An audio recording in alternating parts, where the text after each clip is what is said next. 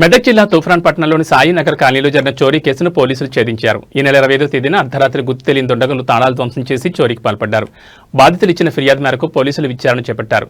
శుక్రవారం వాహనాలు తనిఖీ చేస్తుండగా ఒక వ్యక్తి అనుమానాస్పదంగా కనిపించారు. అతన్ని పట్టుకున్న పోలీసులు విచారించగా నర్సరాపూర్ మండలం పెద్ద చింతకుంట గ్రామానికి చెందిన నవీన్ అనే యువకుడిగా గుర్తించారు. పెయింటర్ పనిచేసుకునే నవీన్ చోరీకి పాల్పడ్డట్లు పోలీసులు నిర్ధారించారు. అతని నుంచి 7 తులాల బంగారు నగలు, 37 తులాల వెండి ఆభరణాలు, 2 విదేశీ వాచ్లు, 20,000 రూపాయల నగదు స్వాధీనం చేసుకుని రిమాండ్కి తరలించినట్లు సీఐ రంగకృష్ణ, ఎస్ఐ శివానందం తెలిపారు.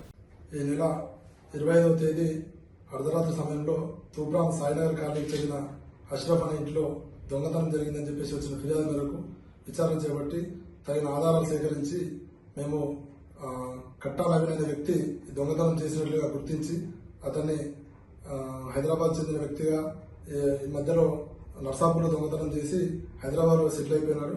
అయితే ఇదివరకు గతంలో తూప్రాన్లో 1 సంవత్సరం ఇక్కడ పనిచేసి ఇక్కడ ఉన్నందుకు ఇక్కడ ఏదైనా దొంగతనం చేద్దామని చెప్పేసి 25వ తేదీ అర్ధరాత్రి 1 గంటల సమయంలో తూప్రాన్లో దిగి సాయినగర్ కాలనీలో తిరుగుతుండగా ఒక తాళం వేసిన ఇల్లు కనిపించడంతో ఆ తాళం వేసిన ఇంట్లో తన దగ్గర ఉన్న ఒక రాడ్ సాయంతో ఆ ఇంటి తాళాన్ని బ్రేక్ చేసి ఆ ఇంట్లో ఉన్నటువంటి ఒక 7 తులాల వరకు బంగారం, ఒక 2 జతల పటగొలుసులు ప్లస్ 20,000 క్యాష్, ఒక 4 ఇంపోర్టెడ్ వాచ్లు ఇవన్నీ దొంగతనం చేసుకొని హైదరాబాద్కి వెళ్ళి అక్కడ ఈ క్యాష్ ఇవన్నీ హైదరాబాద్లో ఖర్చు పెడితే మళ్ళీ అనుమానం వస్తుందని చెప్పేసి మళ్ళీ ఆయన తెలిసిన ఉన్నటువంటి నర్సాపూర్లో వీటిని తెలిసిన వ్యక్తికి అమ్ముదామని చెప్పేసి ఈరోజు తెల్లవారుజామున మన తూప్రాన్కి వచ్చి తూప్రాన్ నుంచి నర్సాపూర్ వెళ్తుండగా మాకు వెహికల్ చెకింగ్ చేస్తున్న సమయంలో మాకు అనుమానాస్పదంగా తిరుగుతుండటంతో ఇతను విచారించగా ఇతను చేసిన దొంగతనాలు అని చెప్పేసి ఒప్పుకోవడం జరిగింది.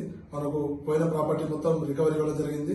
అతన్ని ఈరోజు కస్టడీలో తీసుకొని రిమాండ్కి పంపించడం జరుగుతుంది. ఇతని మీద గతంలో హైదరాబాద్ ఒక 500 సెల్ ఫోన్లు దొంగతనం చేసిన కేసు కూడా ఉంది. మేడ్చల్లో ఒక దొంగతనం కేసు ఉంది. నర్సాపూర్లో ఒక దొంగతనం కేసు ఉంది. కాబట్టి ఇతని మీద సీటు కూడా ఉంది. నర్సాపూర్ కేసులో సీటు కూడా ఉంది. ఇతని ఫ్యూచర్లో మళ్ళీ ఇటువంటి దొంగతనం చేయకుండా కఠిన చర్యలు తీసుకుంటూ ఈరోజు రిమాండ్కి పంపించడం జరుగుతుంది.